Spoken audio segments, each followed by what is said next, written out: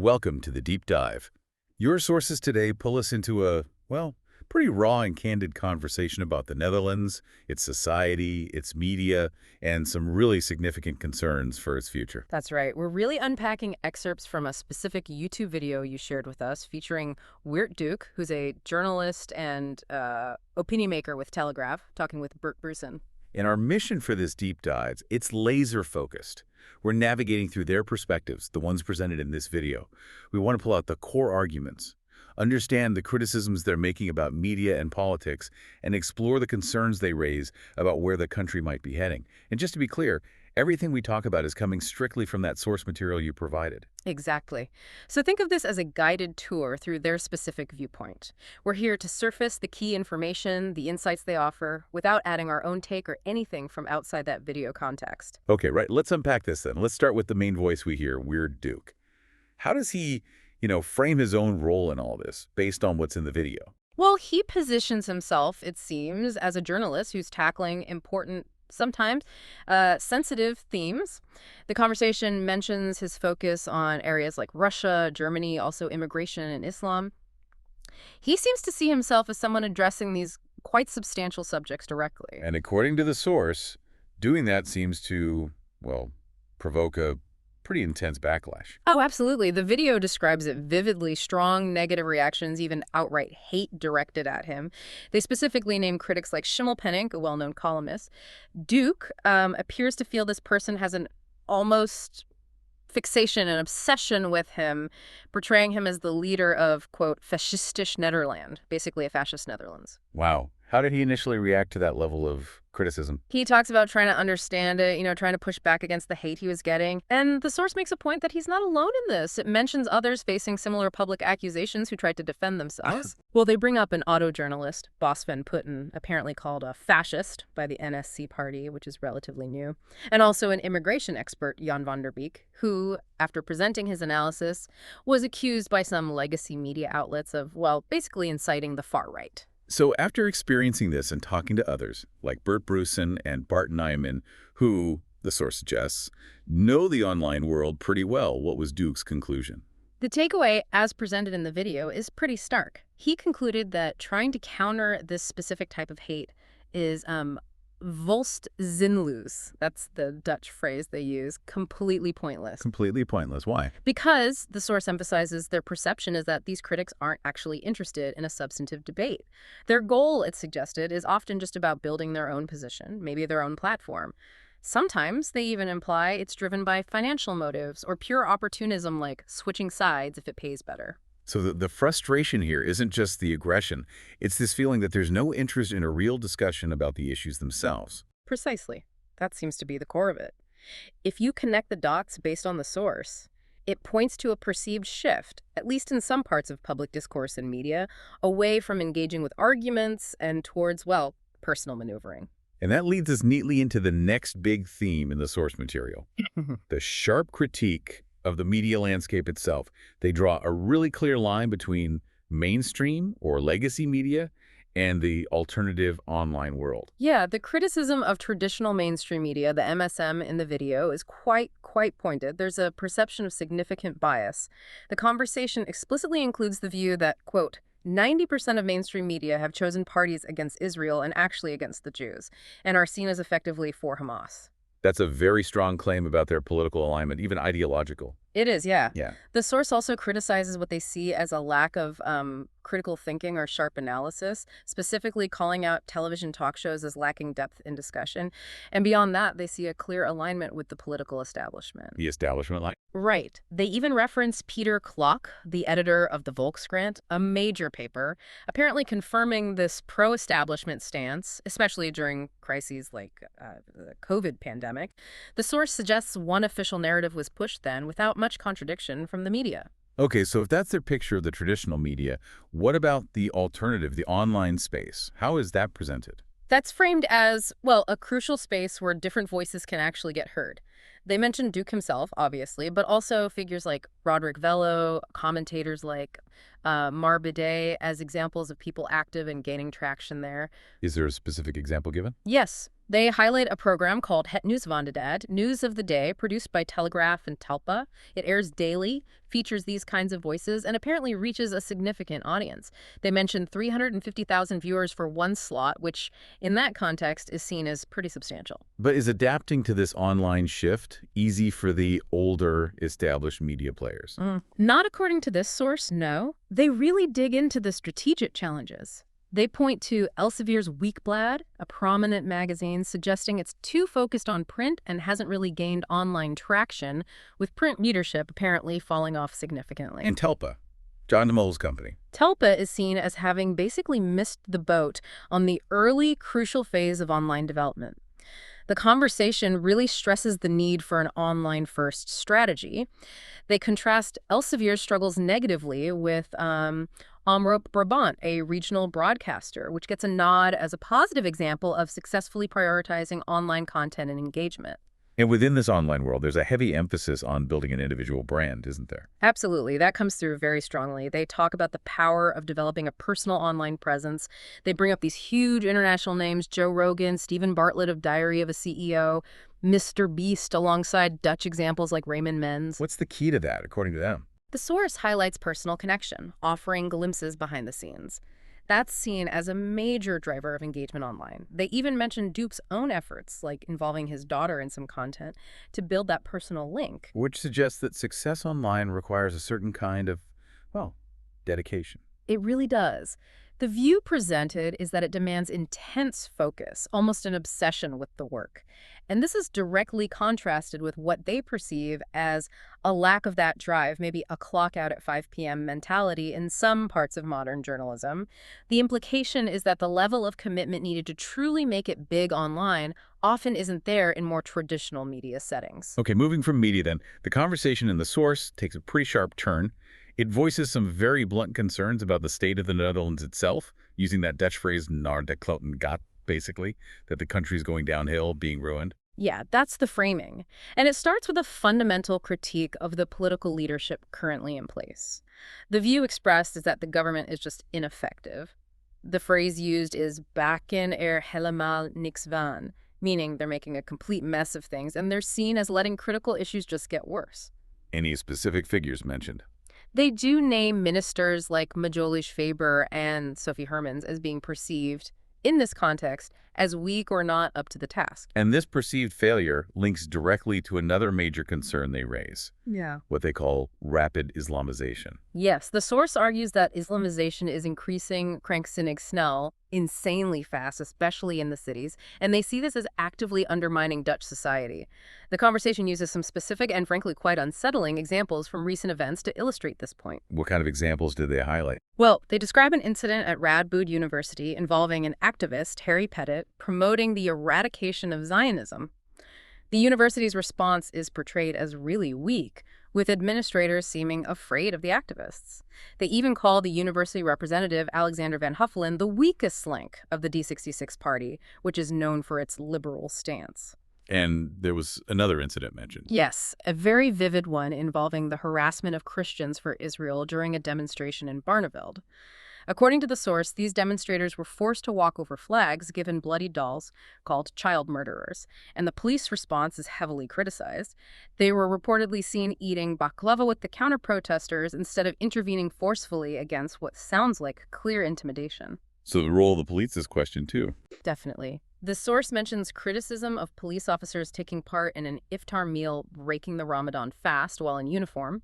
And they also discuss a perceived misuse of the right to demonstrate, the demonstratie, arguing it's being allowed to become a cover for intimidation and harassment rather than just protecting peaceful assembly. And they connect this to wider cultural references. They reference Michel Houellebecq's novel Submission, which depicts a future France under Islamic rule. They see it as a warning that feels increasingly relevant to the situation in the Netherlands as they perceive it. Is this concern tied to demographics as well? Yes, a demographic projection is mentioned, the idea that large Dutch cities could have majority Islamic populations by 2050. The source expresses real alarm about what they see as a lack of effective political or societal pushback against this trend. And certain politicians, like Amsterdam's Mayor Halsema, are perceived as aligning with parties like DENK, which is seen as representing specific community interests. Okay, so Islamization is a major theme. What other cultural factors do they identify as contributing to the country's problems? Woke culture gets explicitly called out. It's described as the poison of this time and seen as another significant factor fueling the issues the country faces, something they feel needs active resistance. And there was also a point about shared values and how the Netherlands is maybe being viewed from the outside. Right. They bring up a speech by U.S. Senator J.D. Vance in Munich. The suggestion is that the U.S. is watching European countries, the Netherlands included, and seeing a drift towards censorship and political exclusion. The worry expressed is that this could lead to a divergence in the transatlantic alliance, a questioning of whether they still share those fundamental values and norms. And finally, this section points to resistance coming from inside the state apparatus itself. Yes, they use the term Hindermacht, which roughly translates to hindering power or obstructive power. It's the idea that there's resistance brewing within state institutions, ministries, civil servants, maybe parts of the police, judges, even the Council of State actively working against political agendas or policies they don't agree with. Do they give examples of this Hindermacht? They cite an instance where ministry officials allegedly told a journalist they would actively try to obstruct proposed policies. And they mention foreign affairs officials reportedly demonstrating against their own ministry's policy or potentially obstructing pro-Israel stances. This feeds into an argument about a perceived two-tier justice system. Two-tier justice. How so? They reference the UK example, contrasting arrests of figures like Tommy Robinson with perceived inaction regarding grooming gangs, and then the Dutch example, the perceived lack of strong action against the harassment in Barneveld versus, say, the quick removal of lone protesters outside abortion clinics. It paints a picture of unequal application of the law based on who is protesting or being targeted. Right, so pulling all that together, critiques of politics, media, societal shifts like Islamization and woke culture, even the functioning of state institutions.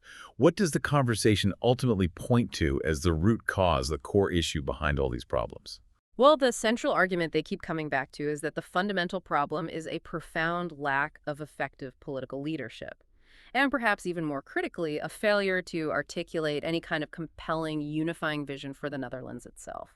And the source suggests the current government, despite maybe initial hopes from voters, has simply failed to deliver real change. Yes, exactly. And the prediction made in the video is that this failure will probably just lead back to business as usual.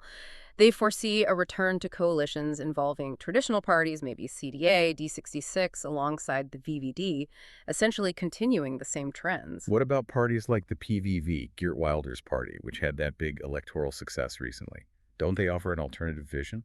The perspective offered in the source is that, yes, they gain votes, but they're seen as lacking the necessary intellectual horsepower, the depth, beyond key figures like Wilders himself and Martin Bosma, who's now Speaker of Parliament. They're perceived as unable to articulate a broader, cohesive story or vision for the whole country. And Bosma's role as Speaker naturally limits his ability to be overtly political now. And the VVD, the main center-right party, how do they fit into this analysis? The source is actually quite critical of the VVD here. They suggest the party has missed a huge opportunity. The argument presented is that the VVD could potentially win massive support, really win the country over, if they combined a conservative cultural narrative with sound economic policies. What would that look like in practice? It would mean, according to the source, actively defending Dutch identity and traditions, taking a firm line on immigration requiring adaptation from newcomers, dealing decisively with crime, promoting practical solutions like nuclear energy. This mix of cultural defense and practical policy is seen as a winning formula that the current VVD leadership just isn't embracing. So it sounds like the task of actually articulating these concerns and maybe potential paths forward is often falling to people outside of formal politics. That's exactly the point they make. It's quite fascinating. They argue that the responsibility for voicing these necessary critiques and even attempting to sketch out a vision often falls to non-politicians, columnists, journalists, commentators. And the source even mentions specific individuals from diverse backgrounds who are doing this kind of work. They do. They highlight figures like Kevin Shabi, Afshan Elian, Ebru Umar, Asita Kanko. These are individuals who based on their own experiences or their critical analysis, are speaking out on exactly the kinds of issues that, according to this source, politicians are either failing to address or maybe even failing to acknowledge effectively. Which leads to the question they pose. Why aren't politicians stepping up? Why don't they show that drive, that discipline that the source uses the term top sport? Yeah. Like high-level athletics needed for real leadership. Yeah, the discussion really digs into why politicians seem to lack this necessary drive and intense focus. The suggestion floated is that maybe many just lack the deep passion or perhaps the willingness to put in the enormous, almost obsessive round-the-clock work required. Like you see in other fields. Exactly. The kind of obsession you might see in demanding media roles or from wildly successful online creators. They mention Matthijs van Nieuwkerk, the prominent TV host, noting that despite any criticisms of his management style, his sheer dedication to the work itself was undeniable. The source suggests that level of passionate commitment is often missing in the political sphere. Peter Omtzigt, another key political figure, is also mentioned in this context, isn't he? He is. The sources seem to view him as exceptionally good at identifying problems, especially with how the state functions, governance issues, that sort of thing. But they argue he lacked a clear, overarching vision for Dutch identity. Which they find particularly striking. Yes, because he's deeply rooted in Twente, a region known for its strong community spirit and traditional values. You might expect that background to inform a national identity vision, but in their view, that specific piece seemed to be missing from his political offering. Okay, let's shift gears slightly and come back to this idea of building independent platforms, connecting directly with an audience as maybe a path forward in this landscape they describe. Right. This is presented as a really crucial strategy in today's media world. But the sources are also quite realistic about the difficulties, especially when it comes to uniting different figures within that alternative media space. What kind of difficulties? They point to things like strong individualism, clashing egos, internal squabbles. They use the example of the broadcaster Ongehoord Nederland and mention tensions involving figures like Arnold Karskens and Jonathan Crispin as an illustration of how hard it can be to get people who might seem aligned to actually collaborate effectively without, well, infighting. But despite those interpersonal challenges, is there still a sense that audiences are connecting across these different platforms? Yes, interestingly, they suggest that algorithms, especially on platforms like YouTube, actually help make that happen. They connect audiences interested in similar themes or viewpoints, even across different creators. So it creates a kind of informal network or circle of people engaging with related content, even if the creators themselves aren't formally working together. And looking ahead, what about Wirt Duke's own plans? He mentions retirement. He does mention technically retiring at 65, which is apparently end of next year. But he's very clear. It doesn't mean stopping work. Not at all. He plans to continue, even expand, his podcast. He talks about professionalizing collaborations, mentioning working with Malice from the Nieuwe World platform as an example. And he wants to explore more formal ways to connect and work with others in the media sphere, despite those difficulties they just talked about. So this drive to keep building something new, something independent, seems deeply ingrained for him. Yeah, it's presented as being rooted in his early experiences, creating media projects from the ground up. And this drive is, again, contrasted with the perceived lack of it in some younger journalists or politicians today. Exactly. It's framed as real passion, a fundamental need to create, to build something, maybe leave a legacy. They acknowledge there might be an element of, narcissism in wanting a public platform, but the core impulse is presented as this powerful internal engine driving the work. And what's the payoff? What's the fulfillment described in this intense process? The sources talk about the deep satisfaction that comes from connecting with the audience, from feeling like you're a voice for people who feel unheard, or whose observations about society aren't reflected in traditional media. Dunk notes apparently the broad reach his message has across different ages and groups, and finds that resonance really meaningful. That connection seems to be a key motivator. Now, while the sources paint a pretty concerning picture overall, they do add an important layer of nuance, especially when talking about integration and the perspectives within diverse communities themselves. Yes, and this is a crucial point they make, pushing back against what they see as overly simplistic views like automatically being called racist just for bringing up these topics. They stress that many well-integrated individuals from diverse backgrounds, Such as? well, they mention Turkish and Moroccan people who watch popular TV shows like Z, fathers active at kids' sports clubs, integrated immigrants in general. that these people actually share many of the concerns about new arrivals, about radical Islam, about the negative impacts these trends might be having on their own communities and the country as a whole. They explicitly state that these individuals sometimes find themselves agreeing, at least partly, with viewpoints often labeled as right-wing. And how do they see legacy media handling this complexity? The criticism is that legacy media often presents a sort of idealized picture of immigrant communities, that they fail to show the full, complex reality on the ground, including the problems and challenges within those communities.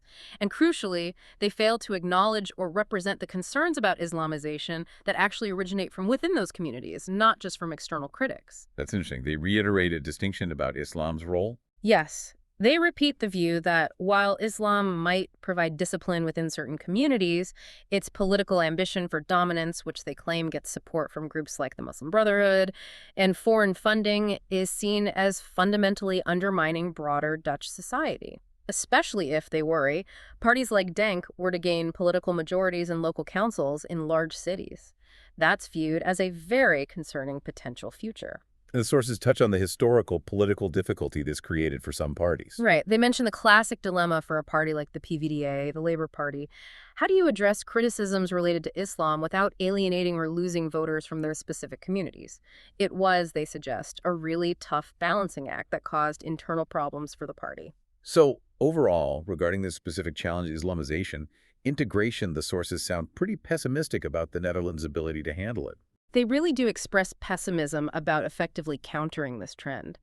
They draw an unfavorable comparison with France, suggesting France has a stronger, more established secular tradition that's better equipped, in their view, to resist the political ambitions of Islamism. The Netherlands is seen as lacking that strong secular resistance. Okay. So, this deep dive into your sources has certainly painted a picture of significant challenges facing the Netherlands. We've heard about perceived failures in political leadership, shifts in the media landscape, and these deep societal and cultural changes. Yeah, the conversation really highlights concerns about a perceived loss of control, a sense that institutions and traditional media haven't adapted effectively, and a potential path towards a future where, according to these sources, current Dutch values are being undermined by trends like rapid Islamization and a lack of decisive political action. We've definitely explored their perspectives on media bias, on this idea of hintermacht or resistance within state institutions, the struggle to articulate a unifying national identity, and also the intense dedication needed to build influence online today, often driven by individuals working outside the usual power structures. And it has to be said, the sources ultimately offer a largely pessimistic outlook. The suggestion is that without significant changes in leadership, in vision, and maybe stronger resistance from within Dutch society and its institutions, the concerning trends they discuss are likely to just continue, maybe even get worse. So what does this all mean for you listening in? Well, this is where it gets really interesting, isn't it? The sources spend a lot of time discussing the difficulty of finding effective political leadership to tackle these complex issues. But at the same time, they really highlight the potential impact individuals can have by building their own platforms, by connecting directly with people who feel their concerns are ignored by traditional media or politics. Which raises a pretty important question to leave you with. Given the challenges outlined in these sources and the apparent difficulty in finding unified political action that they describe, what role do you think individual initiative in these alternative platforms can genuinely play? Can they really shape the conversation or even influence the future direction of the Netherlands when viewed through the specific lens presented in this source material?